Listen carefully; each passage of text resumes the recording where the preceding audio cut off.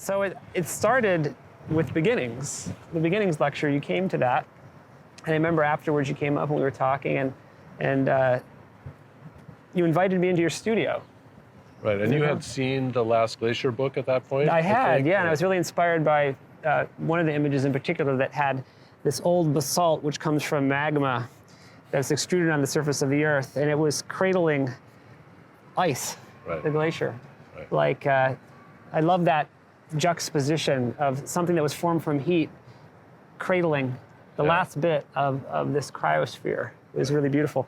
What was interesting for me at that point when you told me that is I had no idea that that's what I was looking at the time that I made it. And I thought, oh, this is great. Now I can make something and you can teach me about it and I can teach you about something that's exactly just what by making it. Yeah, that's exactly what I learned then, coming into your studio and seeing your process. And I remember you showed me all the different ways that you print, which was new to me. Etching and using acids and, of course, the woodcut and the gigantic presses and all of that. And then it became clear that there was this really strong connection between what you do and the formation of the earth in many ways, the layers, the way that your process is, in fact, a very ancient means for making prints, and that it's building layer upon layer to reveal the masterpiece. And so it became very clear that that was a connection to what I teach in Geoscience 100.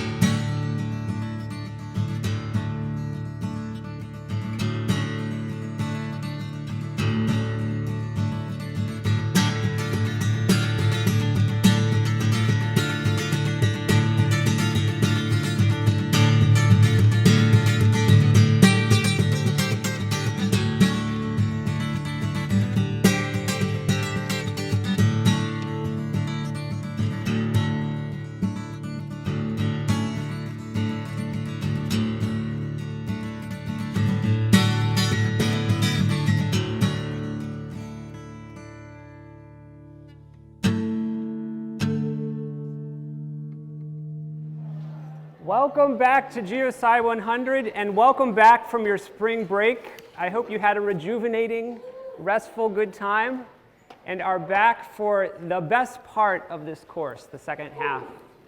The first half of this course we've spent learning the tools to make sense of our history, of all of those moments that lead up to this moment in this classroom, in fact. We're learning about those tools that tell the long, deep history of our planet. And now we get to apply them, which is the real fun. So today, we're having a special lecture, and this lecture is on the history of our planet, and Wisconsin in particular is going to be the focus of this. And we're going to do that by finding lines and discovering layers, is the focus of this. Now, I've invited a special guest to this lecture, Bruce Crownover, who is an artist. How many of you are familiar with printmaking? Right? So how many of you have a phone and take photos with it? Right? So this is a type of print you make when you take a photo and you print it up, right? So you're all familiar with some type of printmaking. This is a very technologically advanced, recent type of print you're creating. So what Bruce does is the most ancient type of print making. It's called woodcut. So he's going to be talking to us about that, and we're going to be discovering that there are links between what he does and geoscience. All right, so to start this process of discovering layers and finding lines, we're going to begin with these rocks. These are 200-million-year-old rocks from Utah, How many of you have been out to like the Grand Canyon? Raise your hand if you've been out there. How many of you know of Escalante Grand Staircase, which is the Grand Canyon is a part of that? It's a really beautiful place on this planet where the history is exposed for our view. So we're going to start our journey today at this place with these 200 million year old rocks and with our not as old guest, Bruce, not quite 200 million years old. And so Bruce has created for you, for this class, he has created a print using the method he uses, which is reductive woodcut. This is called the print of time, and it's being debuted today for you. So artists search for meaning in lines, and they try to find lines and discover layers, right? And so this is something that geoscientists and artists share. We find meaning in lines and in layers. And so I want you to do a parenture now and think about, in the print that Bruce has made here, using, and it's up in the front here for you to look at after the class, what meaning do you find in these lines and layers? And this could be anything you like, but I could give you some hints in that we've talked about some of these lines and their significance in terms of interpreting the history of our planet. So why don't you spend 1 minute pairing and sharing. So remember, you introduce yourself to your neighbor, you share ideas, and then we reconvene and we talk about those ideas. What significance do you find in these lines and layers? So go ahead.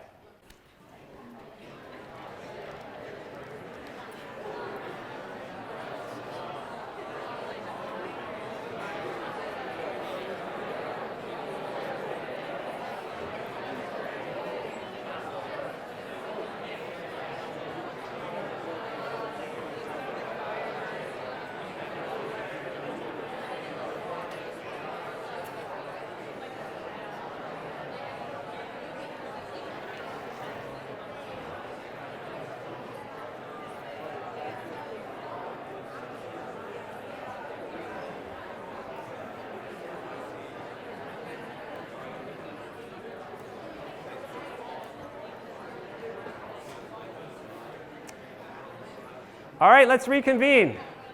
So what ideas are out there? What ideas do you have about what some of these layers may mean? Start off with maybe geological aspects. Do you see anything that looks familiar that we've talked about? There should be something up here that you see that looks familiar. Yes, that's cross-bedding. Right? So this tells us about the direction that the ancient wind was moving. To me, this is something that is so profound and amazing. Think about something that is so transient as the puff of wind that's out there right now. That being recorded, imbued on the rock, an ancient wind vane, 200 million years old, you can determine which way the wind was blowing, which is pretty phenomenal. So here's a great example of this. You see these layers, and right here. All right, so which way was the wind blowing from?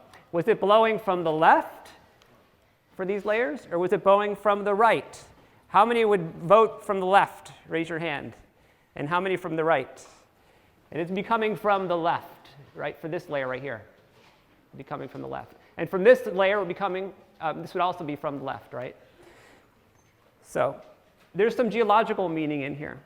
And of course, there's artistical, emotional meaning in here as well. Well, let's go into Bruce's studio now. Right? So we're in this space here where we talk about geoscience. Let's take a moment, and we've made a short movie for you to show you what Bruce does in his studio and how he created this print of time for you.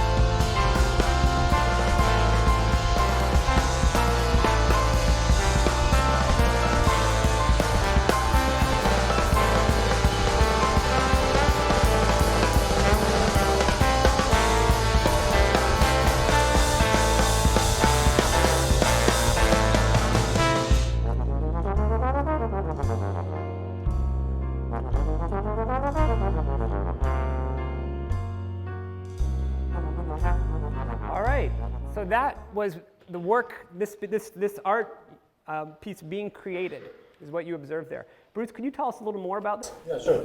So it starts, as you saw in the video, with a painting on a piece of wood. So that's just basswood, plywood. And once I get the, I mean, really it starts back in Utah with postcards and photographs. But then when I get in my studio, I just reimagine it and try to redo it on the wood in black and white, so I have a study. And then I shellac the black and white on that piece of wood so it doesn't go away as I work on it and clean it. And then basically what I do in this case is I cut it apart like a puzzle, took it into the print shop and inked up the 3 separate puzzle pieces in different colors, put it back together, print all 20 sheets of paper with that layer of color. I take it back to my studio, carve what I want to preserve as those colors. So when I ink it up again, the ink is only going across the surface of the block and not hitting the areas that I've carved away. So I'll print it again the second time, same piece of wood, same 20 sheets of paper in a slightly different, darker color. And I take it back to the studio, carve away again, preserving what I want to have left on the print, darken the color in the studio, print it again. I did that, I think, 11 times for this image. So it's called reductive woodcut. You're reducing the amount of information on the block each time. And each time you're also adding layers to the paper. It's interesting, I mean, there's a kind of a correlation between what I do and I think what Steve's teaching here is that there is this, something being revealed as I make it. I'm not really sure where I'm going in the beginning. I've got this idea, I've got a black and white painting, but I'm really trying to discover it as I go. I want to react to the colors, I want the tools to do their own thing, I want the materials to really speak back and forth with me about what it is I'm trying to make. And I'm making an artistic interpretation of a place. I'm not trying to make an illustration per se at a spot. So in the end, I've got all 20 sheets of paper, hopefully more or less the same. It's an interesting process. You can't really go backwards. I could add blocks if I needed to make big changes. But it's a kind of a fun, artistic, interesting way to work. And a lot of intuition involved, a lot of decision-making on the fly. So. Thank you, Bruce. So could you think of any analogies between the creation of this print and the creation of geology, geological strata? Is there anything that, so we talked about the formation of sedimentary rocks. I'd like you to dig back into that memory of talking about sedimentary rocks and how we go about generating them.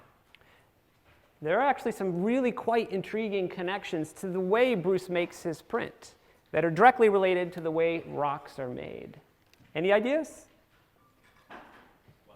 Weathering, you got it. Right, Bruce is the agent of weathering. Bruce is degrading this piece of wood right here. This is the wood block. And so, believe it or not, and this is hard for me to believe actually, this is not the artwork, but I think it's equally the artwork. The artwork is right here that is created from this. And so what Bruce is, he's etching away, he's creating this detritus. In fact, I have the detritus right over here for you. So, which I've also framed. Here are the woodcuts. This would be all the clay and the sand, all the muck that comes off of the mountain and ultimately gets deposited, right? So that is one analogy. Thank you. Another is layering, right? So the layers accumulate over time. That's his whole process, is the accumulation of layers. And only after all the layers accumulate is the masterpiece revealed and is the whole story told. Right? So this is the real, to me, this is like a real profound connection between geology and his art form here. So let's actually look at this print of time, and we're going to deconstruct it. This print of time, which is right here, we're going to deconstruct it into its layers and make an analogy with the formation of the geologic history of our planet. So we'll start out at the Cambrian. The Cambrian is the lowermost layer on this print. You see the sky in this. Right? So there's the blue, the sky, and then some yellows, and then some orange down there. So the Cambrian is a geological period that we study. It starts 541 million years ago. Then we have the Ordovician. That's 485 million years ago. That's when it starts. And that's another layer of rock that's laid down, and it's another layer of Bruce's print. So now you see the sky is no longer being laid down, but some other colors and some textures down here that indicate rocks. Then 444 million years ago, we have the Silurian period of geological history, and we're laying down another layer and another layer, the Devonian, which begins 419 million years ago, the Carboniferous, which begins 359 million years ago. These are all the geological periods of the Phanerozoic. 299 million years ago, the Permian layer is laid down. 252, the Triassic. 201, the Jurassic. And in fact, this is the age of these rocks that Bruce studied here and performed the artwork on, created the artwork from. Then we have the Cretaceous starting 145 million years ago. Each of these layers is going to accumulate on top of each other. The Paleogene, the dinosaurs go extinct right here at 66 million years ago. The Neogene, 23 million years ago, which goes up to 2.58 million years ago. And assembled, we have the print of time from that. So only by accumulating all these layers is the whole story revealed. And that is a very important analogy to what geologists do and how they go about trying to interpret the history of the planet. They're trying to reveal each of these layers that has accumulated to tell the whole story. Now there's one part missing from that. This geological time scale, it ended here at 258 million years ago. And of course, things have happened since then, including humanity. And so we haven't represented present day on here. So what geological period are we missing? Does anyone know the name of this last period, the one we're in right now? So it's called, what's that? So we're in the Holocene. That's a finer division. Anthropocene is the right now. That's right. That's since humans have started altering the environment. So those are both correct answers. But I'm looking for a broader one. Yes? The Quaternary. That's right. The Quaternary is the name. And that's my son Teal up there. Yeah, so the Quaternary. So we need to add the Quaternary on, right? So we have the print of time, but we're missing the last little bit. And so let's add that on. And now we have the true print of time. That's a tree. And this is what Bruce is working on right now. So he has a project that he completed called The Last Glacier, a collaboration with 2 other artists. And that is now in the Metropolitan Museum of Art. It's been collected by them. And his latest work is now looking at trees out west and how climate change is influencing them. And so this shows one of those pine trees, and you can see the layers. These layers also represent time. They represent a year per a layer, right? And these layers, these sediments, these sandstones that were laid down, these layers probably represent, in total, these little groups of layers probably represent weeks of time. So layers have different time significance, but there is time within the layer. There's a meaning. So there we are, last 2.58 million years. All right, so now we have for you, this was made for you, for this class, by Bruce, the print of time. It now joins our other ways of thinking about time. So we have the string of time, right? So this is the string of time from the first day of class. We talked about stretching this out, and 1 centimeter, which is the width of my pinky nail, is 1 million years on this, and it's a timeline. And these little things indicate important events in Earth history. We have the spiral of time. Right, so that's shown here. We've displayed this many times in class where we have the origin of our solar system 4.6 billion years ago, and it unravels and unravels. We finally get free oxygen here, oxygen in the atmosphere, which allows animals to ultimately evolve.